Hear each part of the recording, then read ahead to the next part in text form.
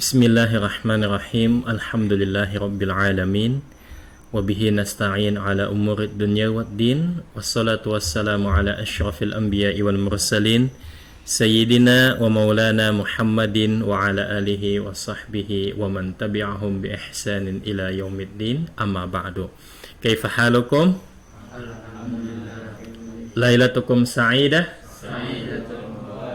Tayyib, insyaallah sanadrusu fi hadhihi laylah anil istishraq wal mustashrikin. Istishraq wal mustashrikin yani bil lughah Indonesia orientalisme wa orientalistan. Wa hayya bina nabda dirasatana fi hadhihi laylah bi qiraati al basmalah. Bismillahirrahmanirrahim. Langsung saja memulai kajian yang terdahulu. Terakhir kita sampai usaha yang ditempuh oleh orientalis. Pertama, mereka mengadakan perguruan bahasa timur. Bahasa timur itu apa? Indonesia, kemudian apa lagi? Cina, Melayu, Madura, Jawa, kemudian bahasa Ibrani dan seterusnya. Turki, Arab itu tergolong bahasa timur. Kemudian mengumpulkan buku-buku tulisan tangan, manuskrip makhtutat. Ya, kemarin kita sampaikan bahwa di Belanda itu manuskrip ulama Indonesia ada sekitar berapa judul kemarin? 26.000 judul. Nah, yang tersimpan di Perpusnas Jakarta, Perpustakaan Nasional itu ada berapa? 11.000. Nah, di sana 26.000. Itu sangat banyak. Kemudian mengumpulkan barang-barang lama ya, termasuk hal yang berkaitan dengan agama ataupun tidak, batu nisan, kemudian stupa, kemudian arca-arca yang ada di mana tuh, di Borobudur atau yang candi-candi itu ada dikumpulkan. Kemudian penelitian terhadap buku-buku tulisan tangan. Meneliti artinya mereka juga membaca seperti itu. Lalu setelah itu penyalinan ke dalam berbagai bahasa ya, termasuk nahwu, mantik, sharaf, semua dialih bahasakan. Mempelajari dan mengarangnya, yang dikarang apa? Kamus, seni, sastra ataupun ilmu-ilmu eksak dan lainnya. Oke, silahkan kita mulai selanjutnya, slide yang selanjutnya. Perkembangan orientalisme dan kaum orientalis di barat. Jadi di barat itu bisa di Perancis, kemudian di Belanda, di mana lagi? Inggris, Amerika, Italia, Jerman. Nah, ini negara-negara barat. Jadi negara barat inilah yang menjajah kita di timur ya. Hampir jadi mereka itu bagi-bagi kekuasaan ya antara sana itu. Kenapa mereka bisa menjajah? Di antaranya apa? Karena mereka itu sudah maju di bidang teknologi ya, peralatan perang dan lain sebagainya, senjata. Maka negeri-negeri yang kita di timur itu mudah dijajah. Jadi jajahan itu bisa dikuasai dengan ada power. Powernya itu apa? Politik dan militer. Nah, jadi untuk menjajah orang itu kalau militernya tidak kuat, itu tidak bisa menjajah. Kita semisal hendak menjajah Eropa atau hendak menjajah Israel. Nah, peralatan perang kita kurang memadai, kurang cukup. Akhirnya kita tidak bisa menjajah. Jadi bisa masalah politik dan juga militer. Nah, kemudian ini sebelum ke barat, orientalis yang belajar ke orang muslim. Ini jauh ya, sebelum dulu di awal-awal yang kemarin, Gilbert de Aureliac asal Prancis belajar ke Andalusia dan menjadi terkenal dengan kedalamannya di bidang bahasa Arab.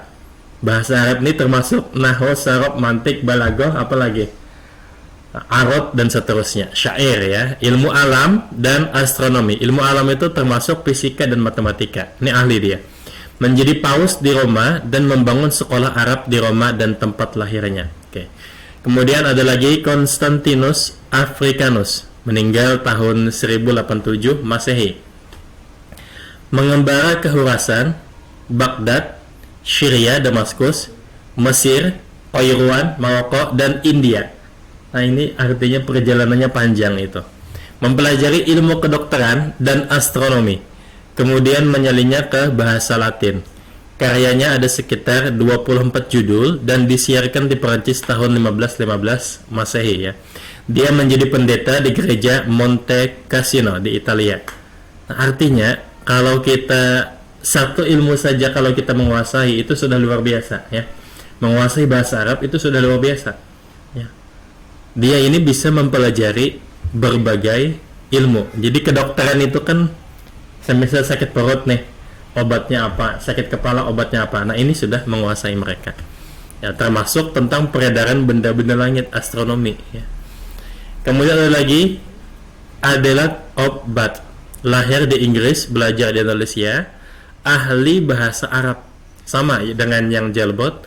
Kemudian ilmu pasti dan astronomi.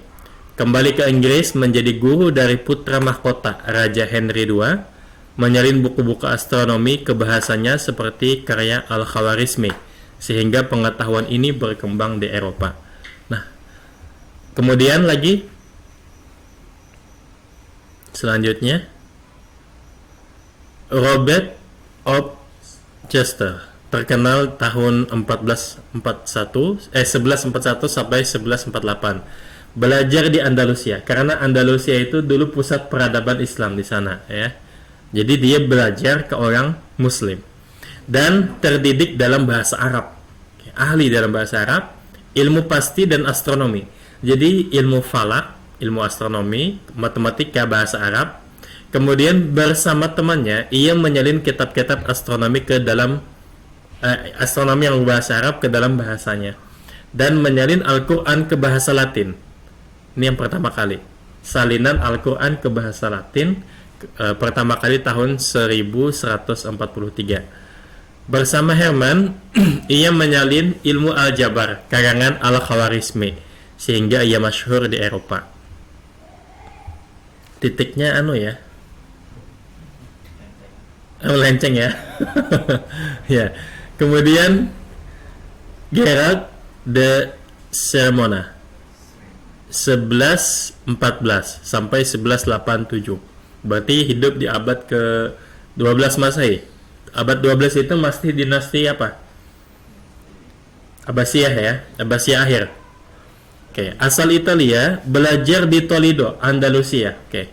Ahli bahasa Arab, menyalin 87 buku di bidang filsafat, kedokteran, ilmu pasti dan astronomi. Artinya dia itu sangat alim. Jadi semua orientalis yang paling mendasar ketika ia hendak mempelajari Islam apa? Bahasa Arab. Karena untuk menyalin kedokteran, semua bahasa, politik dan lain sebagainya itu sumbernya di bahasa Arab. Jadi kalau kita bahasa Arabnya itu masih nilainya C gitu ya. Atau TOEFL ya, IMCA. Nah, IMCA kita belum lulus. Mereka IMCA itu udah tutup mata aja bisa lulus mereka ya. Karena mereka itu bisa jadi yang sudah membuat buku. Bahkan ada nanti yang mensyarah Alfiyah. Alfiyah itu hafal. Alfiyah hafal. Kemudian disyarah, dikomentari. Habis syarah itu apa namanya? Hasyiyah. Nah, mempunyai hasyiyah Alfiyah. Ya, itu orang orientalis. Kayak saking ahlinya. Jadi kita baru belajar nahwadeh gitu ya. Nahwadeh. Ya, saya sendiri nahwadeh ya. Saya sendiri nahwadeh gitu. Belajarnya dulu. Oke, jadi kita ketinggalan jauh. Dari mana mereka bisa belajar ini itu? Ya, karena belajar otodidak. Yang penting dasar-dasarnya dulu dikuasai. Setelah dasar-dasarnya itu dikuasai, nanti dikembangkan itu belajar otodidak.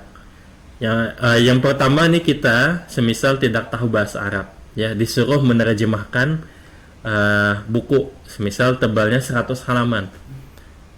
Disuruh menerjemah kita. Nah, kita mungkin bingung. Kita tidak bisa bahasa Arab, tapi disuruh menerjemah. Cara praktisnya gimana? Sekarang Google Translate ya. Kalau dulu mereka tidak ada Google Translate, belajar dari dasar-dasarnya. Belajar dasar-dasar bahasa Arab. Setelah dasar-dasarnya tahu, kemudian apa lagi? Kamus, penguasaan kosakata. Nah, setelah itu baru belajar grammar dan lain sebagainya, lalu bisa menerjemah ya. Nah, itu dasarnya adalah bahasa Arab. Jadi ada pepatah itu, bil lughah na'riful alam wa biduniha kunna fi zalam. Jadi dengan bahasa kita menguasai dunia. Kita mengenal dunia. Bil lughah na'riful alam wa biduniha kunna fi zalam. Jadi tanpa bahasa kita dalam kegelapan. Nah, jadi minimal untuk sekarang ini minimal bahasa yang ibaratnya wajib lah bagi kita ada dua, Arab dan Inggris. Jadi kalau kita ibaratnya sarjana tidak bisa bahasa Arab, tidak bisa bahasa Inggris, artinya ruang lingkup kita hanya terbatas di Indonesia. Tidak bisa membaca karya-karya lain, ya. Kecuali kalau dia ngakalin, ya. Ngakalinnya gimana? Bahasa Arab, bahasa Inggris dia tidak paham. Pakai Google Translate. Nah, gitu ya. Itu dia akalin, itu bisa, ya. Kemudian apa itu tulisannya? Michael Scott, ya, dari Skotlandia. Setelah dari Oxford belajar ke Toledo. Rata-rata ke Toledo awal-awal dulu, ke Andalusia. Ahli bahasa Arab dan Hebrew. Hebrew ini apa? Bahasa Ibrani, ya. Menulis ringkasan filsafat Ibnu Sina dan Ibnu Rushd sehingga keduanya sangat masyhur di Eropa. Membuat ringkasan dengan membuat syarah lebih mudah mana? Hah? Lebih mudah syarah. Ringkasan itu sulit. Al-Quran 30 juz. Nah, kalau menulis tafsir kan ada ya. Nah, tafsir ada. Menulis tafsir yang paling ringkas apa? Jalalain lah gitu ya. Nah, tafsir itu disyarah itu ditafsirkan menjadi Jalalain. Tapi kalau mukhtasar Al-Quran ada tidak? Ringkasan Al-Quran itu dari segi pahala, ya, dari segi pahala kulhu. Nah, ringkasan Al-Quran itu apa? Yasin. Itu jantungnya Al-Quran. Nah, jadi ada orang meringkas Al-Quran itu setidaknya dia harus membaca dari awal sampai akhir, ya. Kemudian apa ringkasan Al-Quran? Kira-kira ringkasan Al-Quran adalah Al-Fatihah. Ya, makanya disebut Ummul Quran, Suratul Fatihah. Mana Ummul Quran? Siapa? Hah? Oh, Ibnu Al-Mahad, Ibnu Syekh Al-Mahad. Zaujah. Oh, tilmid. Oke, lanjut ya. Tadi sampai mana? Ummul Quran. Hayya bina nabda bisu bikirati Ummul Quran. Apa? Al-Fatihah. Induknya Al-Quran 114 surah itu kandungannya terdapat di mana? Al-Quran. Kandungannya terdapat di surat Al-Fatihah. Al-Fatihah itu 7 ayat, kandungannya itu terdapat di mana? Ayat pertama, Bismillahirrahmanirrahim. Bismillahirrahmanirrahim itu kandungannya di mana? Huruf ba, ya, seperti itu. Ya, mukhtasir yang meringkas, ya. Kalau mukhtasir ringkasannya, meringkasnya mukhtasir. Nah, itu Al-Quran, ya, di Fatihah. Lalu kalau kandungan hadis, jadi sumber hukum Islam itu ada dua, Al-Quran dan Sunnah atau hadis. Nah, induk dari Sunnah itu apa? Kalau tadi induk Al-Quran, Fatihah, induknya Sunnah adalah hadis, disebut dengan hadis Jibril.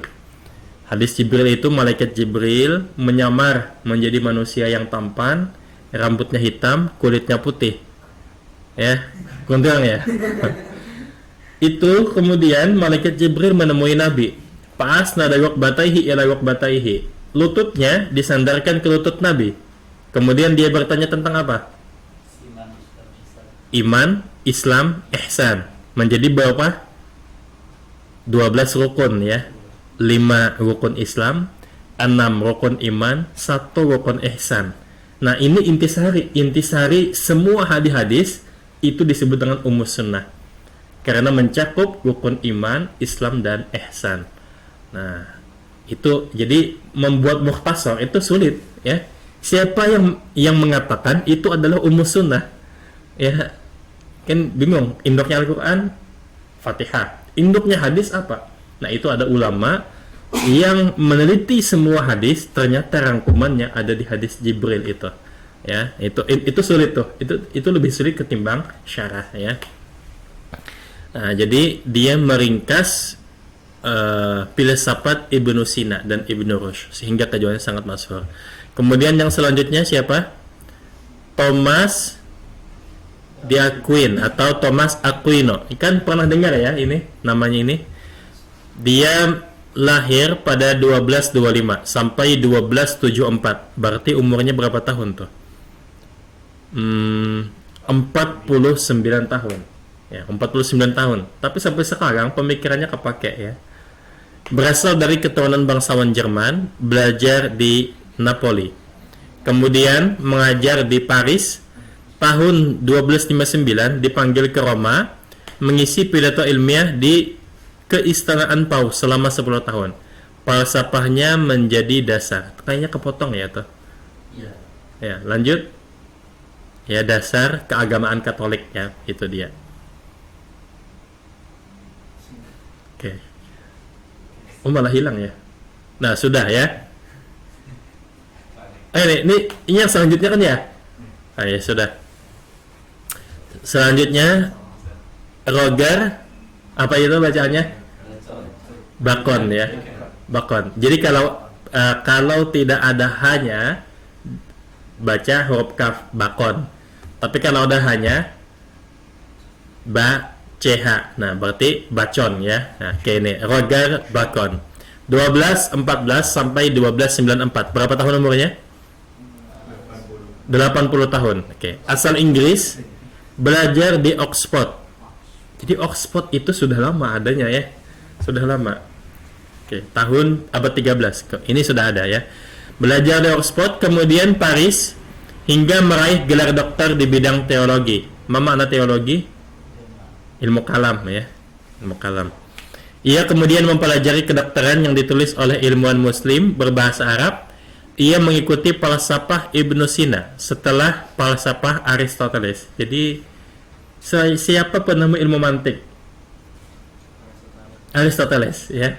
Penemu ilmu mantik adalah Aristoteles. Jadi kalau kita belajar ilmu logika, ilmu mantik, sebenarnya itu dipelopori oleh Aristoteles. Aristoteles agamanya apa? Non-Islam ya. Karena Islam belum turun. Apakah dia Nasrani? Bukan, karena dia hidup sebelum Nabi Isa lahir. Sudah ada Aristoteles ya. Nah, oke. Selanjutnya Raymond Lulio. Ada yang mengatakan Aristoteles itu seorang nabi. Jadi ada yang mengatakan. Jadi saya lupa sumbernya. Jadi buku itu berbahasa Arab. Jadi ini dia itu mimpi ketemu Aristoteles. Jadi mimpi Aristoteles, Plato, siapa lagi tuh? Yang orang-orang Yunani itu. Nah, itu mereka itu mengatakan bahwa adalah nabi seperti itu. Wallahu alam. Ya, karena nabi memang jumlahnya ada berapa? 124.000. Wa minhum man qasasna 'alaik wa minhum man lam naqsus 'alaik. Ada yang disebutkan dan diceritakan, ada juga yang tidak diceritakan. Kemudian Raymond Lulio 1235 sampai 1314. Dia adalah ahli syair, ahli ilmu pasti. Dia seorang pengajar, misionaris juga. Misionaris artinya dia pendakwah ya.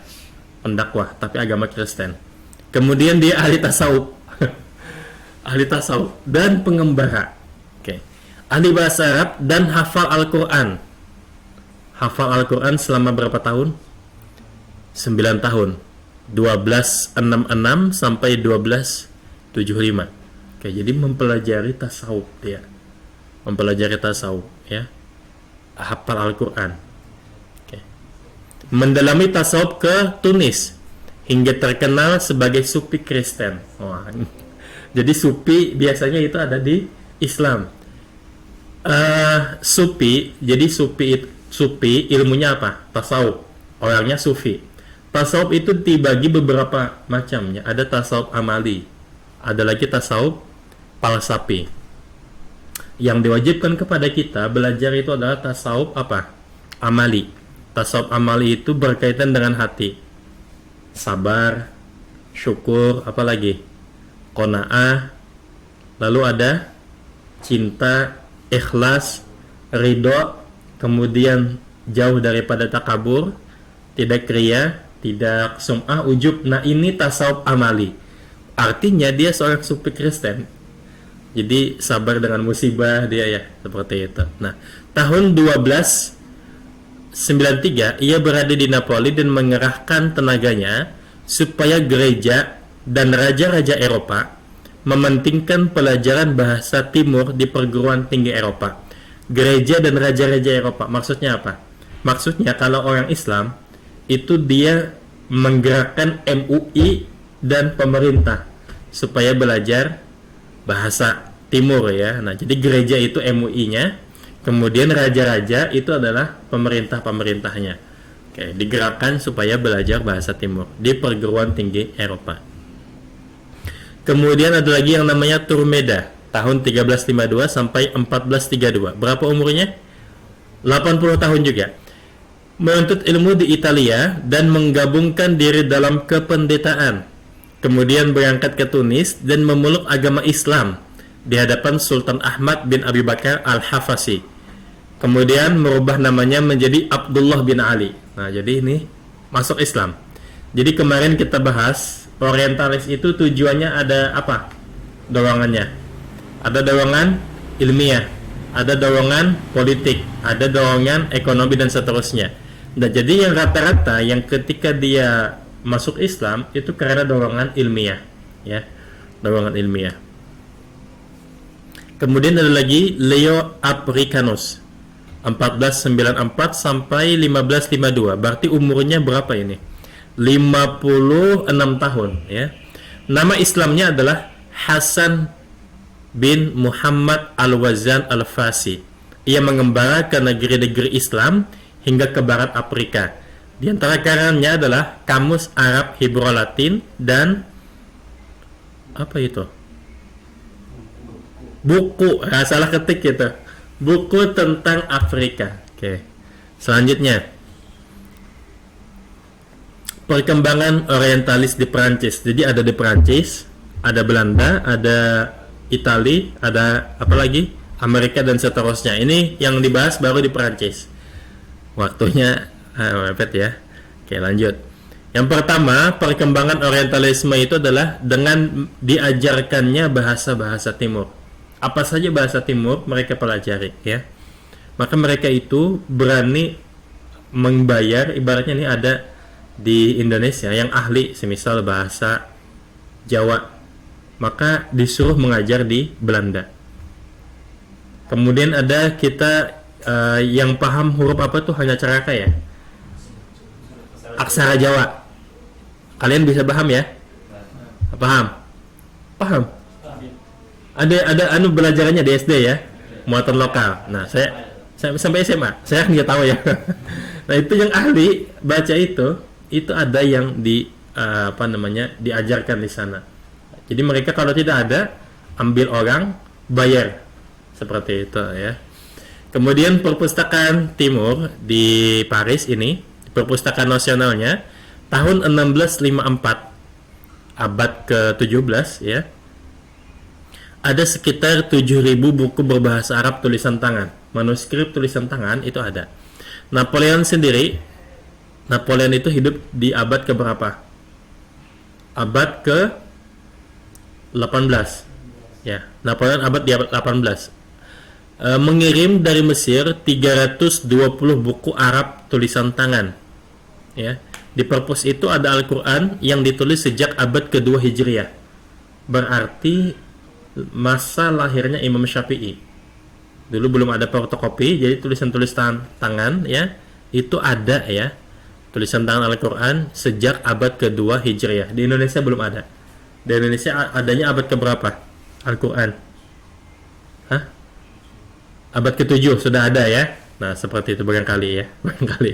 Dan yang tersimpan di perpustakaan itu banyak ya, perpusnas, mushaf Al-Qur'an. Kemudian di Perancis itu ada percetakan pada mulanya tahun 1519 dengan huruf Hebrew di Paris. Kemudian mengadakan percetakan huruf Arab tahun 1691 atas perintah Raja Louis yang keberapa itu? Ke-14 ya.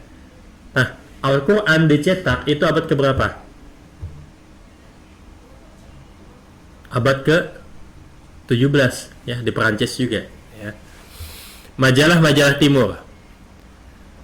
Majalah ini jurnal ya, ini Le Journal des Savants Paris tahun 1665, itu banyak ya. Jurnal-jurnal itu isinya tentang kebudayaan Islam dan Arab seperti itu. Lalu pengaruh Arab itu masuk juga dengan masuknya buku cerita 1001 malam. Bahasa Arabnya apa? Al-Pulailah Walailah ya, 1001 malam. Al-Pulailah Walailah. 1001 malam itu bahasa Arab. Itu ditulis oleh siapa? Dari dinasti mana? Dinasti Abbasiyah. Penulisnya siapa ya? Mubashir bin Fatil kalau tidak salah ya, Mubashir bin Fatil. Nah, itu masuk ke Perancis. Artinya diterjemahkan ya, diterjemahkan. Oke, lanjut. Ini perkembangan orientalismenya. Kemudian orientalisnya yang di Perancis namanya G. Postel 1505 sampai 1581. Usianya berarti 76 ya. Oke, 76 tahun. Mulanya ia ikut sekolah gereja, kemudian belajar bahasa Arab, Latin, Yunani, Italia dan Spanyol. Belajar bahasa Hebrew, Kaldan, Sirjani, Armenia, Ethiopia, Arab dan Turki. Banyak sekali bahasa yang ia pelajari. Ia menyusun kamus 12 bahasa. Oke. Artinya berapa bahasa dia kuasai? 12 bahasa ia menguasai, dan tata bahasa Arab dengan huruf Arab. Jadi dia menulis ilmu nahwu ya pakai bahasa Arab. Kemudian persesuaian Al-Quran dan Injil. Kemudian ia menulis bahasa Arab dan Fenisia. Kemudian adat dan syariat orang Islam. Ia menyimpan banyak manuskrip dan disalinnya ke dalam bahasa-bahasa barat. Jadi dia luar biasa nih jasanya, menyusun kamus 12 bahasa. Kita satu bahasa aja belum ya. Jadi bahasa ilmiah lah, bahasa ilmiah aja kita sudah bingung kadang. Kalau orang bahasa ilmiah kita bingung ya. Bahasa Inggris saja kita nggak menguasai. Ini dia menulis, artinya ahli sudah dalam bahasa itu. Kemudian ada lagi Agalan. Orang Indonesia yang menguasai 12 bahasa siapa? Ya, Soekarno.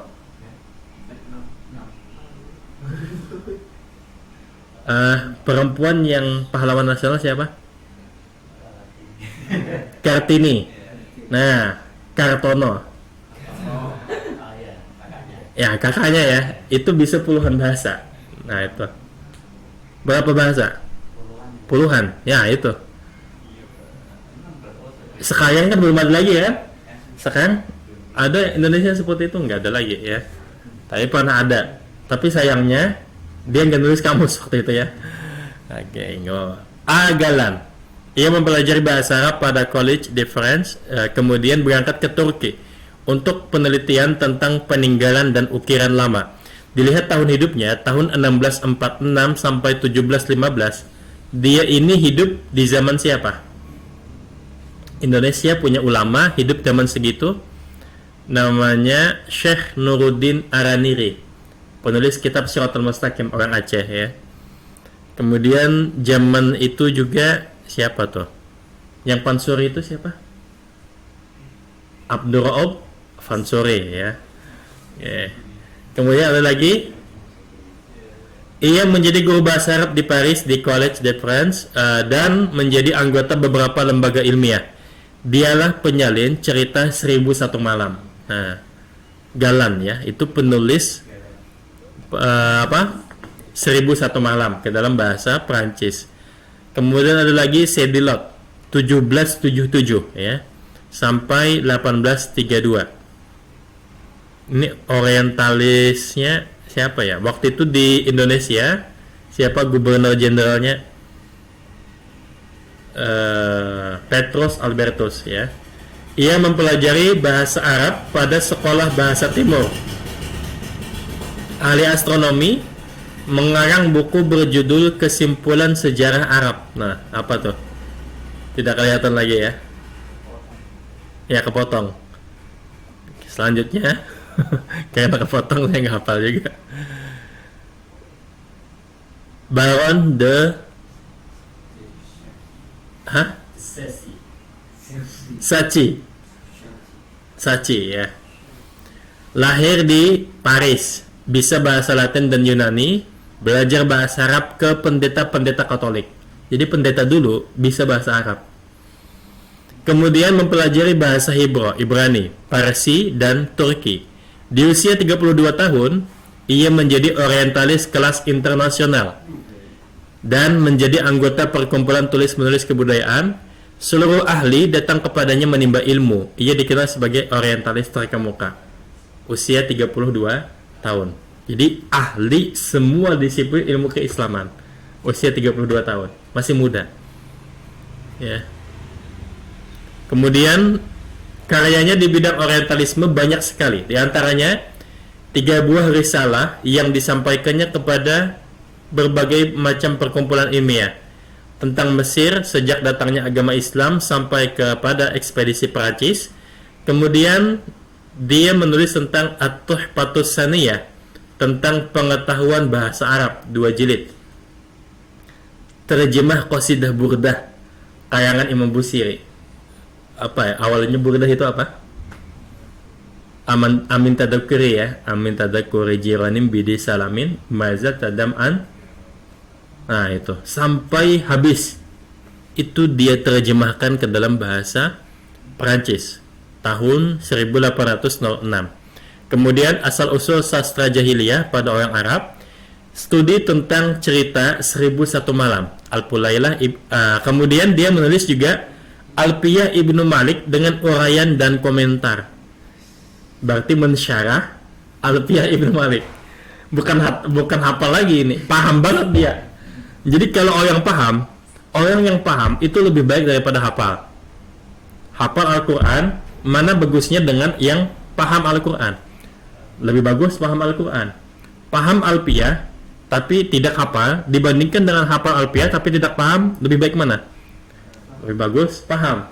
Nah, kalau dia bisa mensyarah, artinya lebih dari paham lagi ya. Dia sudah membaca Alfiyah dan juga bisa mensyarah. Dan banyak lagi karangannya seperti itu. Lanjut. Oke, habis ya. Nah, kesimpulannya ini baru yang di Perancis ya. Belum yang di Belanda dan lain sebagainya. Nah, kesimpulannya adalah yang pertama, orang-orang orientalis itu yang orang-orang besar, 3 kesimpulannya. Mereka bisa hebat dengan 3 hal. Apa kemarin? Yang pertama, memanfaatkan waktu dengan baik.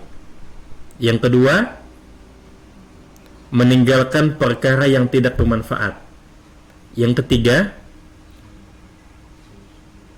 apa? Bersungguh-sungguh atau semangat. Nah, jadi 3 hal ini paling penting nih. Paling penting. Setiap masa ada orang besar, dalam setiap masa setidaknya mereka 3 hal ini yang diamalkan.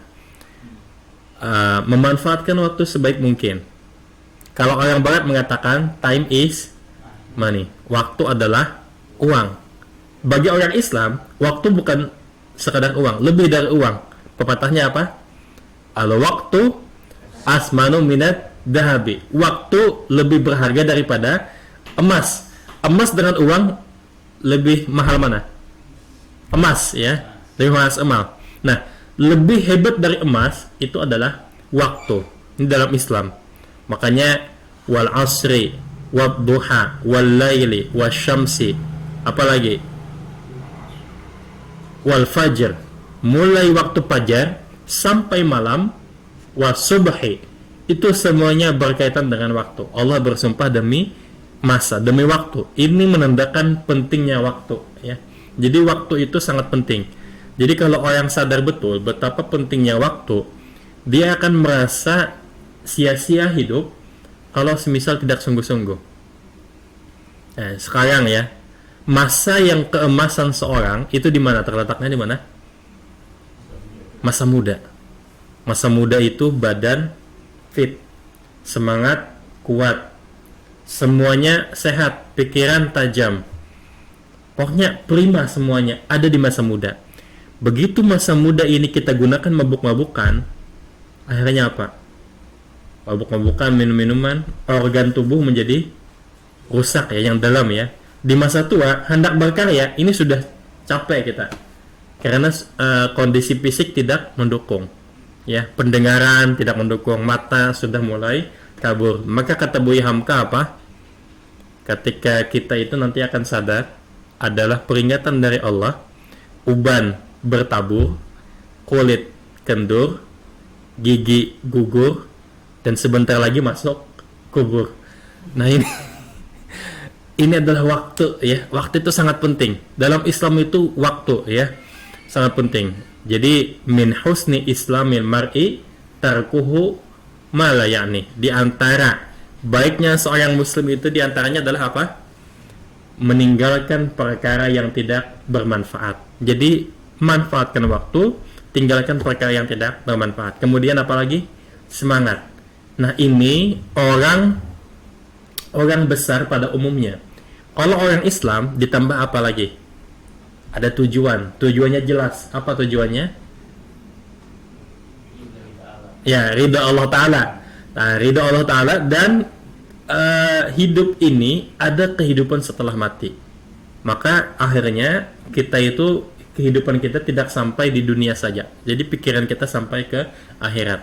Kalau mereka tadi ahli, pendeta-pendetanya ahli kedokteran, ahli astronomi, artinya dia ahli agama. Pendeta itu kan ahli agama. Ahli agama sekaligus ahli ilmuwan, ya, ilmu-ilmu eksak.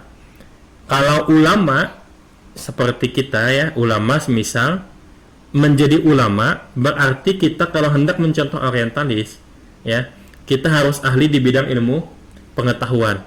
Ulama sekaligus ilmuwan. Ulama ilmuwan dengan pendeta ilmuwan bagus mana? Ulama ilmuwan. Jadi Gus Dur itu kalau tidak salah pernah di Eropa ya. Masuk aja. Masuk aja Bapak. Hah? Ayo masuk aja, masuk. Nggak masuk ya. Sebentar lagi ya, sebentar. Sampai mana tadi itu? Gus Dur pernah di Eropa. Suatu ketika beliau itu di kereta ketemu sama pendeta. Pendeta itu lagi makan, Gus Dur lagi puasa. Nih ceritanya, kata pendeta itu, ayo makan. Dia itu makan daging babi, enak banget katanya kan. Coba. Terus kata Gus Dur, saya puasa gitu. Wah, sayang sekali orang Islam itu tidak bisa mencicipi enaknya babi gitu kan. Terus waktu itu Gus Dur mau pamitan, sampai gerbong gitu ya, turun. Gus Dur bilang, sayang sekali orang pendeta itu tidak bisa menikmati gimana orang Islam. Maksudnya seperti apa? Di pendeta itu nggak ada yang nikah gitu kan. Jadi tidak bisa menikmati rasanya nikah gitu kan.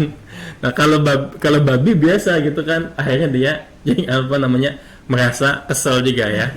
Ternyata lebih unggul Gus Dur ya, lebih unggul ulama yang ilmuwan ketimbang pendeta yang ilmuwan. Nah barangkali ini yang bisa dapat saya sampaikan, mudah-mudahan bermanfaat. Nanti pertemuan tentang orientalis ini kan yang di Perancis, yang di Eropa dan lain sebagainya, nanti saya kirimkan filenya saja. Kirimkan filenya minggu depan insya Allah tentang Snak Halgren dan Islam ya, khusus. Jadi Snak Halgren ini seorang orientalis yang pernah di Indonesia 17 tahun, mukim di Indonesia 17 tahun, bisa bahasa Jawa ya, bisa bahasa Melayu, dan dia bergelar Syekhul Islam Hindia Belanda ya. Nah, jadi karya tulisnya ada 1500 judul ya, 1500 judul. Meninggal di usia 81 tahun ya, yang mengangkat karya-karya ulama Indonesia sampai 26.000 itu adalah dia ya. Oke, nanti kita bahas ini satu pertemuan khusus ya. Demikian kita tutup dengan sama-sama mengucapkan hamdalah. Salah hilap mohon dimaafkan. Wassalamualaikum warahmatullahi wabarakatuh. Assalamualaikum warahmatullahi wabarakatuh.